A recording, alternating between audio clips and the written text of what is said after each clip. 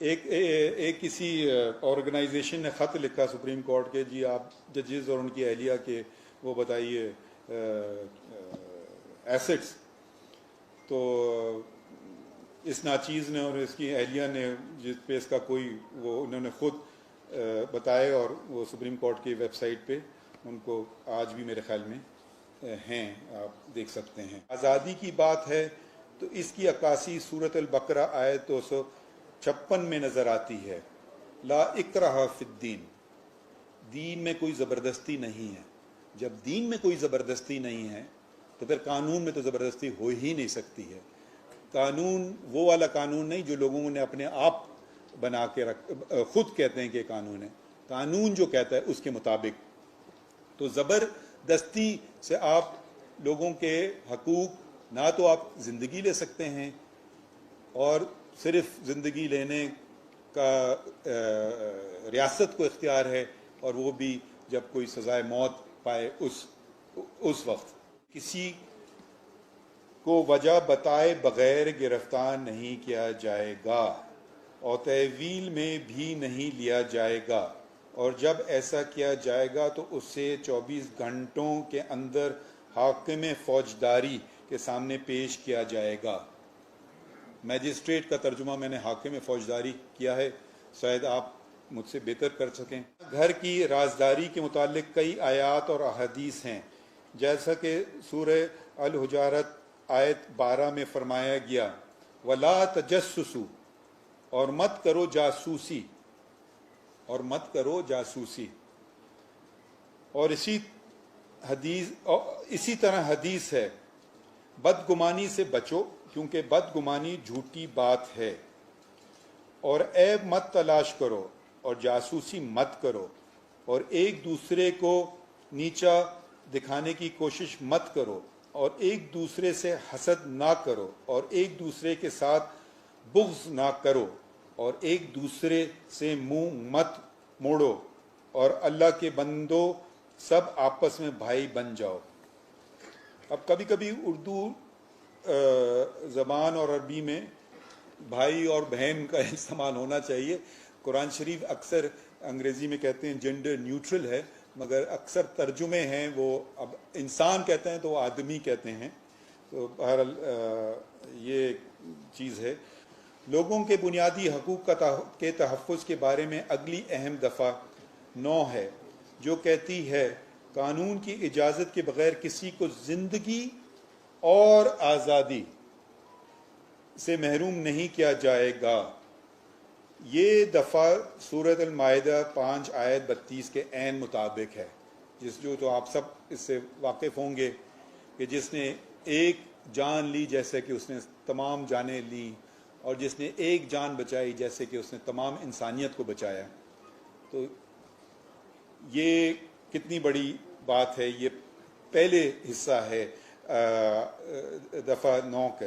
اہم دفعہ 10 الف کا اضافہ 18ویں ترمیم جو 2010 میں آئی تھی کے ذریعے کیا گیا، جو ہر شخص کو منصفانہ سماعت اور مناسب عمل کا حق دیتی ہے۔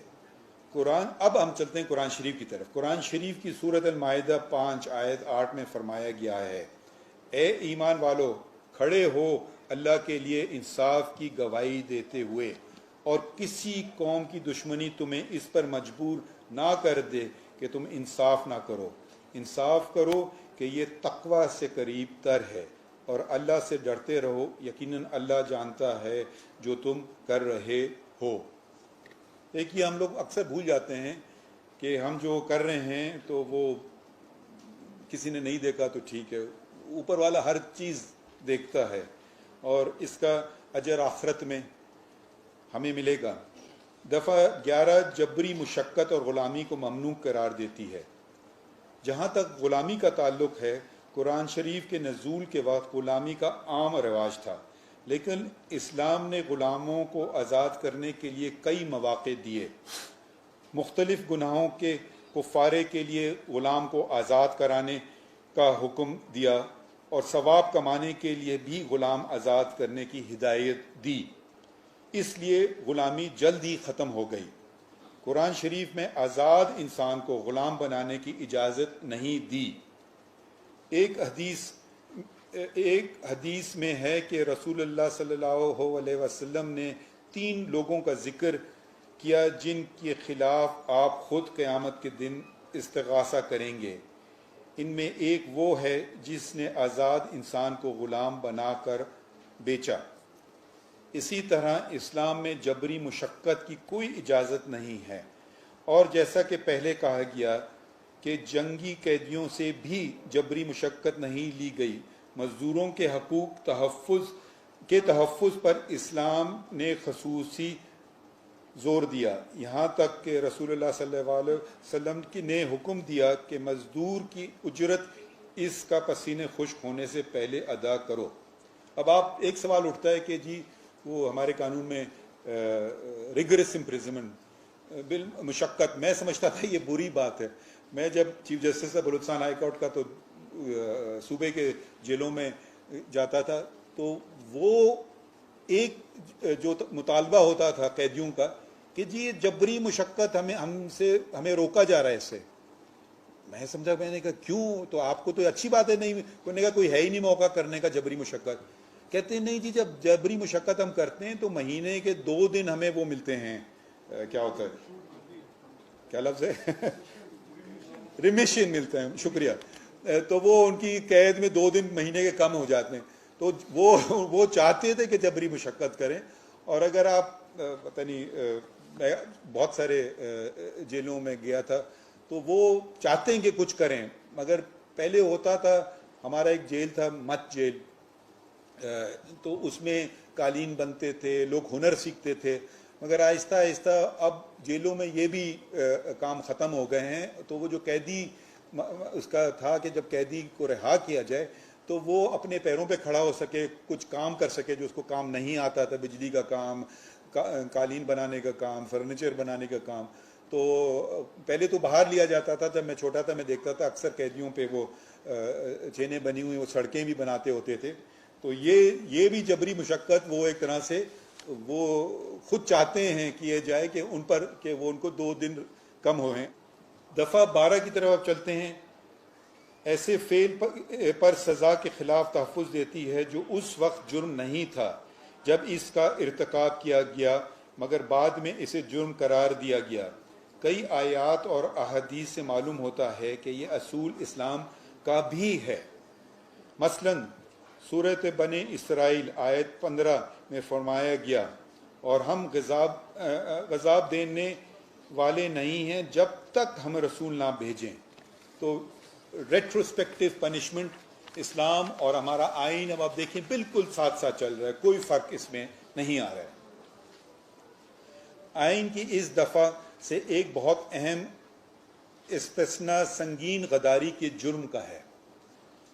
چنانچہ یہ دفعہ 23 مارچ 1956 سے نافذ ہونے والے کسی آئین کی منسوخی یا معطل کرنے کو قانون کے ذریعے جرم قرار دینے سے نہیں روکتی. یہ ایک ایکسیپشن ہے. دفعہ 13 کسی ایک جرم پر 1 سے زائد دفعہ سزا دینے کے خلاف تحفظ دیتی ہے، اور یہ بھی قرار دیتی ہے کہ کسی ملزم کو اپنے خلاف گواہی دینے پر مجبور نہیں کیا جا سکتا. قدرت کا نظام بھی ایسا ہی ہے کہ اگر کسی شخص کو کسی جرم کی سزا اس دنیا میں ملے تو پھر اسے آخرت کی سزا نہیں دی جائے گی، جیسا کہ حدیث میں آیا ہے کہ دنیا میں کسی کو سزا دی جائے تو یہ اس کے لیے آخرت سزا سے کفارہ بن جاتی ہے. کسی جرم کا اقرار کرنا کسی شخص کا رضاکارانہ عمل ہے اور اس پر اسے آخرت کی سزا سے نجات مل سکتی ہے، لیکن اسے اقرار پر مجبور نہیں کیا جا سکتا ہے. اس کی مثالیں شروع جب اسلام کے دن تھے تو اکثر احادیث میں ذکر ہے کہ لوگ خود آ کے کنفیس کرتے تھے. کسی نے نہیں دیکھا ہوتا تھا جرم اور وہ کنفیس کرتے تھے. اس کی ایک وجہ یہ ہوتی تھی کہ جی آپ کو اگر سزائے موت یہاں مل جائے، آخرت کو سمجھتے تھے بہت سستے چھوٹے، اگر ان کو سزائے موت اس دنیا میں مل جائے کہ آخرت کی جو سزا ہوگی وہ اس سے کہیں زیادہ बुरी होगी। तो अंग्रेज़ी में कहते हैं डबल जेपर्डी। अल्लाह ताला का भी निज़ाम ऐसा ही है कि डबल जेपर्डी नहीं होगी कि आपको यहाँ भी सज़ा मिले और आखिरत। जो यहाँ से बच जाते हैं उनकी छूट नहीं होती। कुरान शरीफ की सूरत 3 आयत 4 इंसान को अहसनुल तक़वीम का खिताब देती है, और सूरत बनी इसराइल आयत 70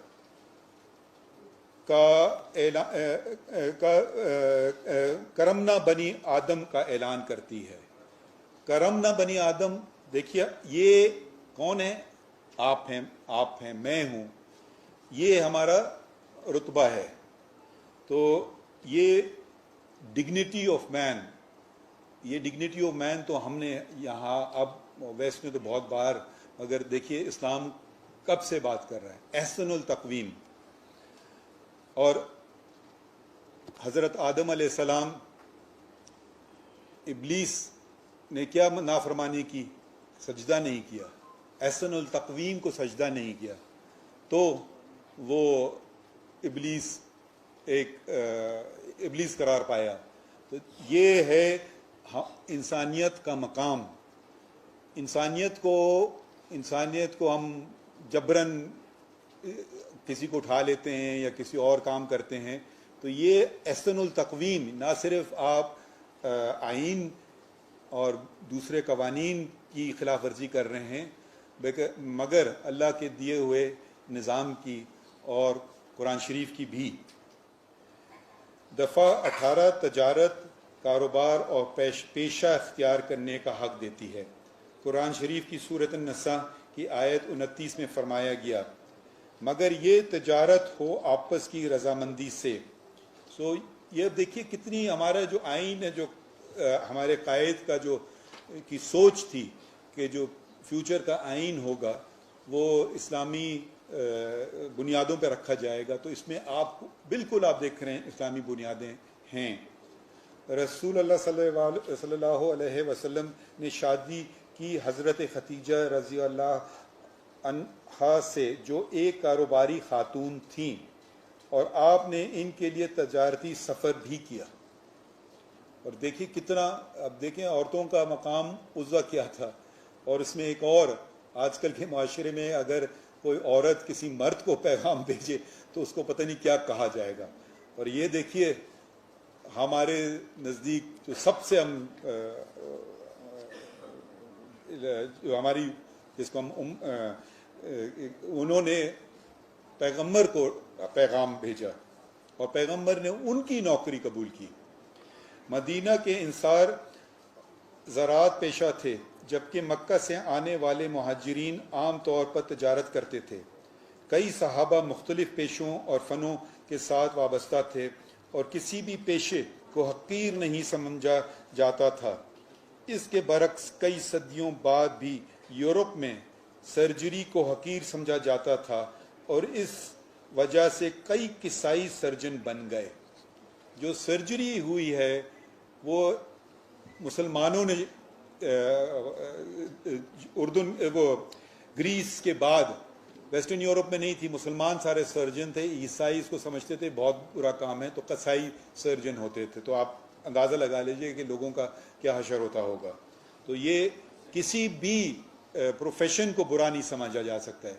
हमारे यहाँ एक बहुत बुरी बात है कि हम सफाई पेशा लोगों को इज़्ज़त की नज़र से नहीं देखते हैं और उनके लिए बुरे अल्फाज भी इस्तेमाल करते हैं। तो रसूल, हम बातें तो करते हैं कि हम उनके सिपाही हैं, मगर उनके करने पर अमल नहीं करते थे। वो अपना घर खुद झाड़ू लगाते थे। सच पूछिए, अगर मैं पूछूं, मैं तो कसूरवार ठहरा, मैं नहीं करता हूं ये काम। आप शायद मुझसे बेहतर मुसलमान हो जो करते होंगे। तो ये हम बहुत कहते हैं सफाई निस्फ़ ईमान है, मगर अगर आप कहीं भी शहर चले जाएं तो फिर इस्लाम, फिर तो वाकई इस्लाम ख़तरे में कहा जा सकता है कि अगर आप सिर्फ सफाई की हालत देख लें। अब दफ़ा 15 की तरफ चलते हैं। दफ़ा 15 नकल व हरकत और पाकिस्तान में कहीं भी रहने की आज़ादी का हक देती है। कुरान शरीफ की कई आयत, जैसे सूरत आल इमरान की आयत 137, सूरत नहल کی آیت 36 اور سورہ نمل کی آیت 69 میں حکم دیا گیا ہے فسیرو فی الارض، تم زمین میں چلو پھرو. تو یہ بھی دیکھیے، یہ آئین آپ کے دلوں میں جب بیٹھ جائے گا، جب آپ کہیں گے. میں ایک جگہ گیا تھا تو وہ پانی بہت ضائع کر رہے تھے، اور پانی میں آپ کو پاکستان میں قلت ہے، ہر جگہ پاکستان میں قلت ہے. اور سب سے حیرت کی بات ہے کہ وہ مسجدوں میں جس طریقے سے وضو کیا جاتا ہے، جتنا پانی ضائع کیا جاتا ہے. تو میں نے ممانعت کی، اور بلکہ بلوچستان کے وہ جو چھوٹی سی ایک مسجد ہے ہائی کورٹ کی، اس میں وہ ایک پٹی بھی لگا دی کہ اسراف ہے. اور یہ اگر آپ اس کو دیکھیں اور سمجھیں، ادھر بھی آپ کو حدیث ملے گی. کسی نے رسول اللہ صلی اللہ علیہ وسلم وہ پانی ضائع کر رہے تھے تو ان کو ذرا تنقید کی کہ پانی ضائع مت کرو. تو جواب میں کہا گیا کہ یا رسول اللہ، اگر میں وضو کر رہا ہوں تو، اور جواب ملا، اور اگر تم دریا کے کنارے بھی کھڑے ہو. تو یہ انوائرمنٹل اصول اب آپ دیکھیں جو آج کل باتیں ہوتی ہیں وہ ہم 1400 سال پہلے باتیں ہو چکی ہیں. اسی طرح دفعہ 16 قانون کی حدود کے اندر اجتماع کی آزادی کا حق دیتی ہے، جبکہ دفعہ 17 انجمن سازی اور سیاسی پارٹی بنانے کا حق دیتی ہے. مگر ساتھ ہی ایک اہم بات دفعہ 17 کی شق 3 میں سیاسی پارٹیوں کے متعلق یہ کہی گئی ہے کہ وہ قانون کے مطابق اپنے ذرائع آمدن ظاہر کریں گی. اسلام نے بھی مسلمانوں کو اجتماعیت کا درس دیا ہے. سورۃ الشورى کی آیت 38 میں فرمایا گیا ہے اور ان کے کام ایک دوسرے کے ساتھ مشورے سے ہوتے ہیں. مسلمانوں کے گروہوں جیسے انصار و مہاجرین کو رسول اللہ صلی اللہ علیہ وسلم نے نہ صرف تسلیم کیا بلکہ ان کے ایک دوسرے سے پر حقوق بھی مقرر فرمائے. اسی طرح قانونی ذمہ داریوں کی پابندی کا اسلام نے حکم دیا. قرآن شریف کی سورۃ المائدہ آیت 1 میں آیا ہے اے ایمان والو اپنے معاہدات کی پابندی کرو. مالیاتی امور میں شفافیت بالخصوص سرکاری عہدیداروں کے لیے جیسے کہ میں ہوں اسلام کی بنیادی ستون ہے. خود رسول اللہ صلی اللہ علیہ وسلم سے طائف کے محاصرے کے موقع پر جو 8 ہجری میں کا واقعہ ہے میں ہوا تھا، غنیمت کے متعلق سوال کیا گیا اور آپ نے اس کا برا ماننے کے بجائے اس کی وضاحت دینی ضروری سمجھی. اسی طرح حضرت عمر رضی اللہ عنہ کا مشہور واقعہ ہے کہ ان کو خطبے کے دوران میں ٹوک دیا گیا اور انہوں نے واضح کیا کہ اضافی چادر ان کو ان کے بیٹے نے دی تھی. رسول اور خلیفہ وقت سے ایک عام شخص نے معلومات کا مطالبہ کیا تو اس کے خلاف کوئی کارروائی نہیں ہوئی بلکہ تسلیم کیا گیا کہ اس کا حق ہے کہ اسے یہ معلومات مہیا کی جائیں.